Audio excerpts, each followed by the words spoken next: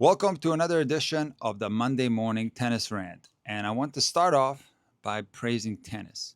What other sport gives its fans this much entertainment? The Washington, D.C. final between Minaur and Davidovich Fokina.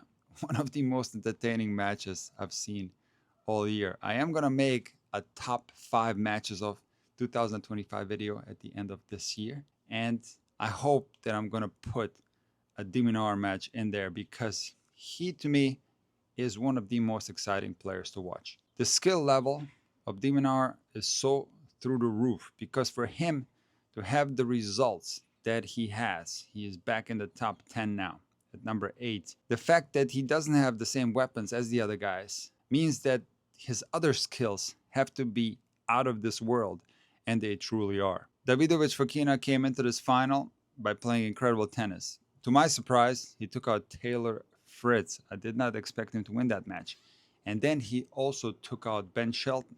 I did not expect him to win that match either. Beating American players hungry to take American titles is very difficult to do. And Davidovich Fokina is a fantastic player, can play on any surface. He's proven that because he took a set off of Fritz at Wimbledon. And of course, he made the Monte Carlo final a few years back where he beat Djokovic. Now, as many people have pointed out, Davidovich Fokina is looking to win his first ATP title, and he had a great chance in Delray this year where he faced Kecmanovic in the final. He was up 5-2 in the third set, 15-40 on the Kecmanovic serve. He hit a forehand down the line that was very close to going in. He ended up losing this match 7-5 in the third. And I've talked many times how losses like this can stick in a player's head for a while. Now, what if you had several losses like that? Well, that would make things even worse. And Davidovich Fokina played incredibly well against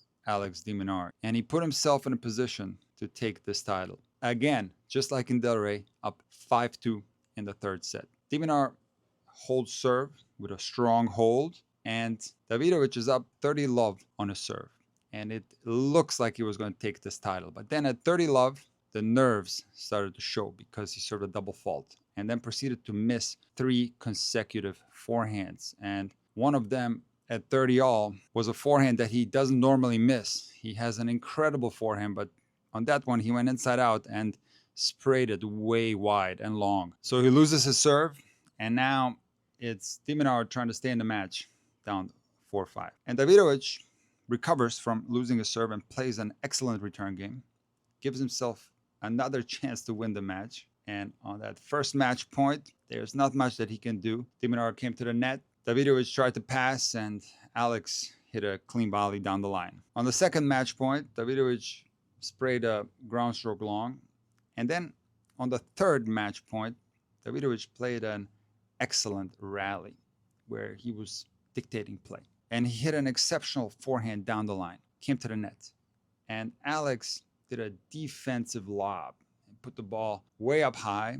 And looking at this ball on TV, it looked like it could have gone wide. And it almost did. It hit the line by 16 millimeters. Now, Davidovich did not hit an overhead off this lob. He hit a forehand, and he came to the net, hit a backhand cross-court drop volley that wasn't short enough. And Alex, one of the best movers on tour, covered that ball and hit a cross-court two-handed backhand passing shot winner. Alex ends up holding the game, and I thought that it was going to be tough for Davidovich to hold the next game. But he did. He held serve. Then Alex held serve, and we found ourselves in a tie break. And Davidovich continued to fight for this match, but there was some scar tissue from not converting those match points. On the other hand, Alex's confidence was through the roof, but also I felt that in a tiebreak, Davidovich showed some fatigue, and he was bailing out of some of those rallies by trying to go for low percentage winners. De Minaur found himself up 2 mini breaks at 6-3 and delivered an ace to seal his 10th ATP title. This is a heartbreaking loss for Davidovich Fokina. He was literally millimeters away from taking his first ATP title, and he has gotten so much better. He's such a hard worker. He will for sure maybe win multiple ATP titles, and he has the potential to maybe even take big titles. He's a very dangerous opponent.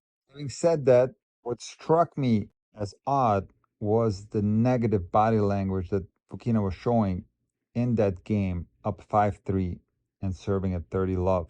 See, one thing I don't like about the current generation of players is this dependency on the coaching box where some kind of interaction almost after every point. I'm not saying that it's wrong to interact with the box and look for support there. I'm not going to talk about on court coaching in today's video. I've discussed that topic in the past. From a psychological standpoint, it cannot be good to constantly interact with the box when things are not going the player's way. And of course, we know that Novak Djokovic has done that in the past, and he gets heated up on the court and starts yelling at his box. And a lot of times he ends up playing his best tennis and ends up winning matches. So he's a bit of an outlier because Novak can turn negative energy into positive energy very quickly. He said many times that, yes, he gets angry on the court, but he's able to refocus and problem solve immediately. He doesn't let the negative emotions linger. But that cannot be true for every player because, again, from a psychological standpoint, it cannot be beneficial to constantly show negative emotions directed at your box. And oddly, that's what I was seeing from Davidovich Fokina when he served that double fault up 5-3, 30 love on his serve. After every point, he was looking at his box, showing some sort of negative emotion. So, of course, negative body language can linger and it can affect you negatively in a match because, first of all, it can seep into your game. You can start making mistakes. And also, your opponent might glance at you and see that you are in a negative state of mind. And that can put belief in your opponent that they can beat you even though they're close to losing. So, I'm not saying that this was the reason why Davidovich Fokina lost this match because again, even after he lost his serve, he was still millimeters away from winning the match. He played a good return game down 4-5. But still, the trend amongst the current generation of players, and it's not all of them, but a lot of them, in my opinion, interact with the box too much. But back to Minaur, the package that he brings to the court from his mental strength, from his movement, from his defensive skills, the way he attacks the ball, I just find it so fascinating to watch. And I think Alex is committed to take his career as high as it can possibly go and challenge some of the top guys and go very deep in the most important tournaments. I do think that Alex has the capability to do that. I felt that in this tournament, he played some of the most aggressive tennis that I've ever seen him play. He was unloading like crazy on his forehand and ripping it, and his backhand can be very aggressive as well, especially his down the line backhand. So it's clear that Alex, just with his defensive skills and his athleticism, is most likely not going to be able to challenge the top guys at the most important tournaments, and he does need to add more power to his game and play more aggressive. And I for sure have seen some of that during this tournament in Washington. Now let's talk about Bublik. And it's such an interesting story because Bublik was close to retiring earlier this year. When he lost in the first round of Indian Wells, he thought that there was a chance that he could fall out of the top 100, and he didn't think that he wanted to continue if his ranking fell out of the top 100. And he had thoughts of quitting. He took a little break with his coach that went to Vegas to clear his head.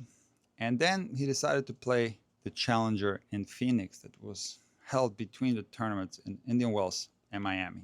Interestingly, Bublik had tried Tsitsipas's Aero racket that he was using at the time. And Bublik liked the way this racket felt. So he got some of those Babolat Pure Aero 98 rackets, took a can of black spray paint, and painted them black. And right away, he found a liking to that racket and made the final of that challenger in Phoenix. And his season turned around in a big way. He started winning matches again and found himself winning another challenger in Turin right before Roland Garros. Then he made the quarterfinals of Roland Garros, won Halle. Then, of course, he lost in the first round of the Wimbledon, but he wasn't the only one. Wimbledon was full of upsets this year. And then he goes to the Alps and he plays the two most beautiful tournaments of the ATP Tour calendar. If you look at those center courts in both Gstaad and Kitzbühel, and you see the Alps behind the court in the background, it's absolutely stunning to look at. And Bublik wins both of those tournaments. His ranking is back up to 21 in the world, and he's having the best year of his entire career. Now, on the other hand, Tsitsipas didn't continue playing with the Arrow racket. Tsitsipas also had a lot of success with the Arrow. He won the tournament in Dubai, and his backhand is a shot that gets attacked from other players, and Tsitsipas had complained that with his old blade racket, he wasn't getting a lot of power. He had to really hit the ball much harder, which was putting a lot of strain on his arm, and he was feeling some pain, but he didn't feel any of that with the Arrow. The pain was gone. He was getting more power. And most importantly, his backhand was incredibly good in that tournament in Dubai in the semifinals. Tennis Insights rated his shot quality on the backhand sky high. I don't remember the exact number, but I do remember that he had an incredible shot quality on the backhand in the Dubai semifinal. Now, you would think that just like Bublik did, Tsitsipas would continue playing with the Arrow, but he didn't because he heard that the blade is supposed to be the better clay court racket. So he went back to the blade, and to this day he continues to play with the blade. So just looking at the turnaround that Bublik has had when he switched to the Arrow, and I'm not saying it's all because of the racket. There are for sure many other factors, but the racket is a factor, especially for those players who struggle with the slower conditions, with the balls being fluffier. A lot of players are looking to get more power out of their equipment. So it is truly mind-boggling why Tsitsipas can't connect the dots between what's happening with Bublik and his own season. But back to Bublik, I will always watch a Bublik match because I enjoy the contrast of his huge serve, both his first and his second serve, and the finesse game, because I don't think that's something that you see that often. Generally, big servers like that don't necessarily play a touch game or a finesse game, but Bublik does. And I think that makes him very difficult to face because Bublik, on a good serving day, is going to be very difficult to break. But it's not only that, he's also not going to give you a lot of rhythm because he does utilize a lot of drop shots. On the other hand, Bublik can also unleash some serious heat from the baseline. And when you don't find your rhythm, you're going to be in danger on your own serve. And of course, Bublik is going to continue to play unpredictable tennis even on the return game. So the potential for Bublik is sky high. Like I said in some of my previous videos, I see him as a top 10 player. What I find very interesting with his technique, like I said in a lot of my previous videos, is his toss location on both his first and his second serve. I watched a lot of his matches in those two clay tournaments, and a lot of his tosses, they slide over towards 1 o'clock, and Bublik loves to slice the serve to the ad side down the tee, especially on the second serve. See, Bublik doesn't hit a lot of kick serves on the second serve. It's not that he cannot hit a kick serve, but he hits a lot of slice. And that's not something that you see a lot on tour, and it's something that I'm going to discuss in future videos for sure. But I do want to offer some criticism to Bublik, and in the past I have been critical of Bublik for sure. And it's not the underhand serves, but it's rather the disrespect to the opponent, because I think it's very unnecessary. And in the semifinal match against Botic van de Zandschulp, Bublik said something to the effect of, does this guy ever open his eyes? Oh yeah, he did once last year at the US Open. He said this out loud after Van den Zandschulp had hit a return very deep into the court that Bublik couldn't control. And Botic was up 4-1 in the second set at that point. Now, Botic ended up losing that set 6-4. So I don't know if he got rattled by that comment. I don't even know that he heard the comment. But this is not the first time that Bublik has disrespected opponents. He said something even worse about Dominic Thiem. What's even more mind-boggling is that prior to this match, Botic was 2-0 against Bublik in the head-to-head. Okay, so he had beaten him twice. So that should demand respect right there. And Also, Botic didn't only once open his eyes against Alcaraz at last year's US Open, he's also beaten Novak Djokovic this year at Indian Wells. He beat an old Rafael Nadal at Davis Cup, but it's still a win against Rafael Nadal in Davis Cup in Spain.